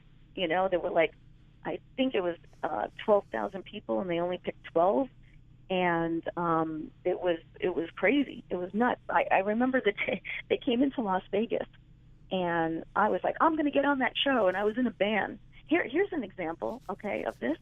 I was in an all-female band that I put together. And the guitar player, her name was Gina. I'm not giving her last name, but I said, I have to leave early because I'm going to try out for a Wheel of Fortune. And she said to me, "Oh, you're never going to get on there." And I remember thinking, what the hell? So I said, "Well, somebody has to, so why not me?" And I got on. So I believe in the secret. I believe in positive thinking. I believe that if you really, truly believe in yourself, you can do it. And that's a prime example right there. Prime example. Did you meet Vanna White?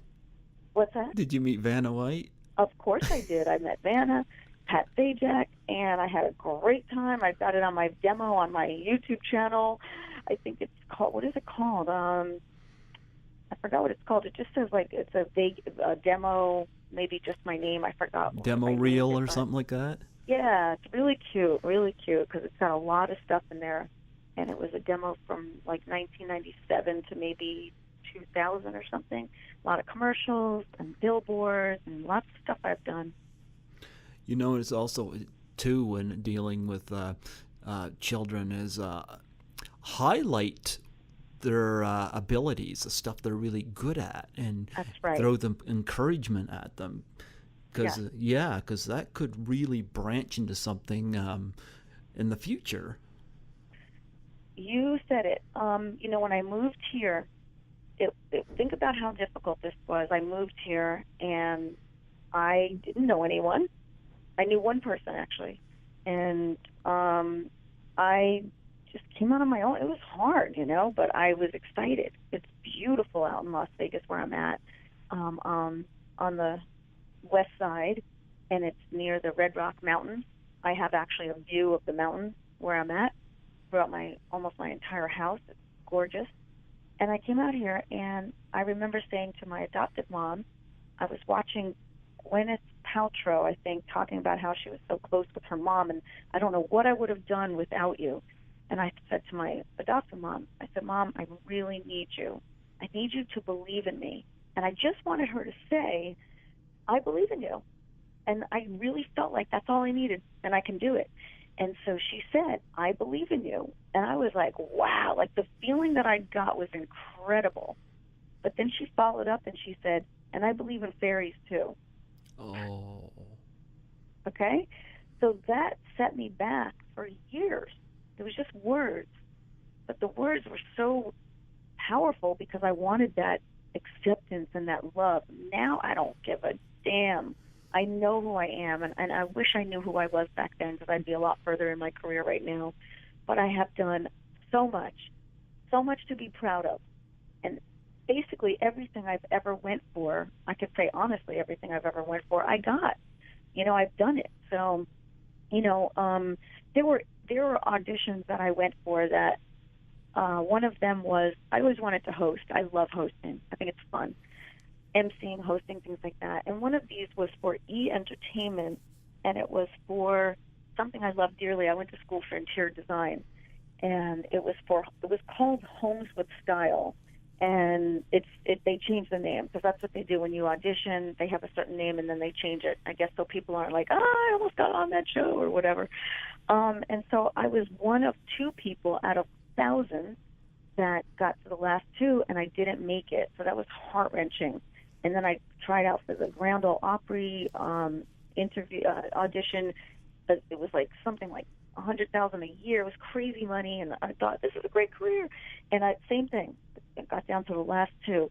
But I'm just so proud of everything I've done with all the negativity that I've had to deal with, and all the trials and tribulations of being tossed around from home to home, being told I'm not good enough, or being abused, and verbally, mentally, physically, everything. So I feel like I am a great example. I'm not hugely successful financially by any means, and that's why I want to get on Ellen and all those shows, because I know that'll take my career to the next level. But I'm very successful in all that I've accomplished, and the person I've become, meaning loving and caring and loyal.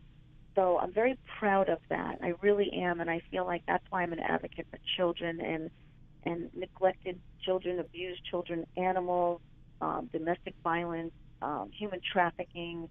I talk about these things on my show because I'm trying to create awareness that if you just, you can do it on your own. You just have to fight all the odds and just be a survivor as much as you can. Don't count on people, and that's the hard part, because you really sometimes do need other people. But it's a shame, because even till this day, at any age, I'm always finding, unloyalty and distrust, and people trying to use me or backstab me, or very strange, very strange. You think at some point it'll end when you get older. You think that people will become more mature, and it's kind of the same thing all the time. So I'm always surviving. I just sitting here thinking, that I think I brought this up last week early when we were talking about other people putting down or judging, and I'm sitting there thinking, I should throw the Doubtfire challenge your way, because I think that might be right up your alley, especially with The making. Doubtfire challenge. What is that? Well, Robin Williams unfortunately had left us back a few years ago, and after the Ice Bucket Challenge was really successful, one surfaced for suicide/depression called the Doubtfire Face Challenge, and it involved taking a pie in the face, nominating 3 people for suicide and depression awareness. And I did one of these videos, and you want to talk about being put down. I had somebody from a Christian magazine, movie magazine, was on online, and she asked, what's going to be the next big challenge? So I threw the Doubtfire challenge at her for suicide and depression, and she told me I'd have to nominate her first. And I was like, okay. And I was like, and I had people tell me she'd never do it, you know, and I thought, no, I mean, she belongs to a Christian group. She'd never let me down. And well, she ended up letting me down, but I did the video and I sent it to her, and I had nominated some celebrities that she had interviewed, and her response was, nice video, but I'm not taking a pie in the face, but I hope this catches on. And I thought it was such a rude, letdown response. And what did she say? My apologies. She goes, great cause, but I'm not taking a pie in the face. Oh. And there was a group of people online that nominated Angelina Jolie for this, and she went on and interviewed her like the following week. Wow. And I thought she was disgusting. Yeah. Well, she's just using religion for profit. So I figured out who she was quite quickly. But once I started doing these podcast interviews, I found a lot of the people I'm interviewing are very down to earth and have their various causes. And I did another Doubtfire challenge, and I threw it out to people that I interviewed.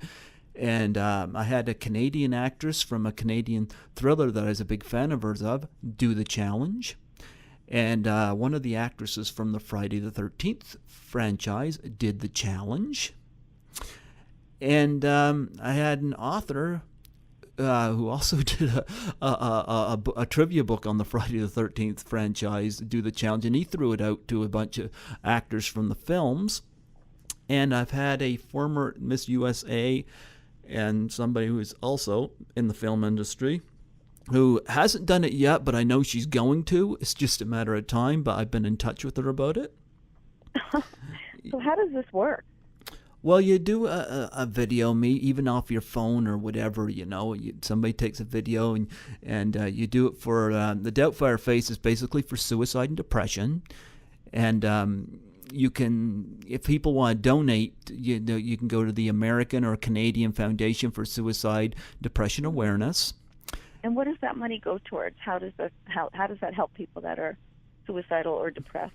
Well, hopefully it will help them get some help, and that maybe help and like counseling and stuff. Yeah, like I got hit with depression. That was earlier this year, and I went, and it was the first time I was on antidepressants, but I'm not on them now. But it got kind of hitched. There's nothing wrong with that if they work. Yeah. You know, I have heard, or I think on the commercial it says, please stop taking them if they cause depression. So there's probably some people that have some sort of chemical maybe imbalance, or maybe the chemical in the drug could cause actually more depression. I am totally fine with somebody who takes medication for depression. I have suffered depression myself, shockingly, and a lot of people don't know that. I don't take medication. I'm not against it though, but I know what it feels like to feel lonely and like nobody cares. And you know, I definitely know I've experienced a lot of neglect and abuse and this and that. So it happens, and I think there's a lot of people out there that suffer from that. So. Well, one of my aims was hopefully to get the industry involved in this, just like they did the Ice Bucket Challenge, and I've had some luck with this. So it hasn't been. You. Yeah, And Are you on Facebook? Because you can tag me, Lauren Jenifer with one N Gates. I have a public figure page. I'll put it on. Sure. And I have a regular page. I've got 6 Facebook pages, and my Twitter, if you want to look it up, LJG Show. Okay. LJG Show is my Instagram. My initials, LJG Show. And then at Suck My Toes Now. If you want to tag me in any of these, or put the at LGG Show for the Instagram, I will absolutely share. I have 5,000 friends on Facebook. They only let you have 5,000, so I created I was able to get the public figure page, so I can definitely share your cause for sure. I hate to do this to you, but I do need to go have dinner. You know what? Texted. Yeah, I'm just about to wrap up because I'm looking at the time myself because I'm 4 hours ahead of you. But no, I thought if you wanted to, and it's up to you, I would throw the challenge your way if that was something that you would want to do. So take a video and a pie in the face. So what is it? Coconut cream pie or any pie, or is it whipped cream? What is it? Whatever you want, whatever type of pie you want. Pie. And you know what? You could even throw a nomination at Jenny McCarthy. If you want to. She looks like somebody be down to that. I don't know how to get in touch with her anymore. But you should reach out to her as well. I mean, I've tried to reach out to her on her when she was doing the little relationship thing, for the reading the cards and stuff like that. And I know she's got like all kinds of social media. So I would definitely, if I was in contact with her now, I absolutely would. I do hate to do this, but I do have to go to dinner. I have text downstairs, and now we don't have a fire. So I'll have to, end this. But can I please urge your audience to do the challenge and also get my book. LJG Show is my radio show out here. I hate them, but I date them. And my book is ljgphotography.com. It's only $24.95. I'll sign it, write something very nice. Or if you're having a baby, or someone who's having a baby and you don't want to get them the typical flowers and balloons, you can get them a tiny tucker and a stretchy swaddle blanket from Jadekins, JADE-A-KINS.com or tinytucker.com. Absolutely, absolutely beautiful. They got into 16 boutiques and Whole Foods, and they're on the website. I want to thank you so much for interviewing me and being so kind and patient, and I wish you the best of luck with everything. And a special thank you to Steve Joyner for hooking us up. Yes, thank you, Steve. And before you go, would you please do a plug for my show? Absolutely. What do you want me to say? just state your name, and then just say you're listening to Greg Gilbert. My show is called Python's Paradise, and I'm from New Brunswick, Canada.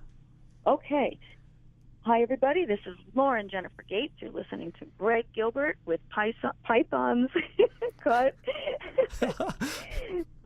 What is it again? I should. Python's Paradise. Python like the snake. That's a tongue twister. Yeah. Okay. From New Brunswick, Canada. Hi, everybody. This is Lauren Jenifer Gates from the LJG Show. You're listening to Greg Gilbert with Python's Paradise in New Brunswick, Canada. Thank you so much, and I hope you do get on Ellen. I think it'll. I think you two would hit it off. I know we would hit it off. You think she'll let you suck her toes? I know, right? No, I'm telling you, I can see it now. She would just love this book. I just need them to get it to her.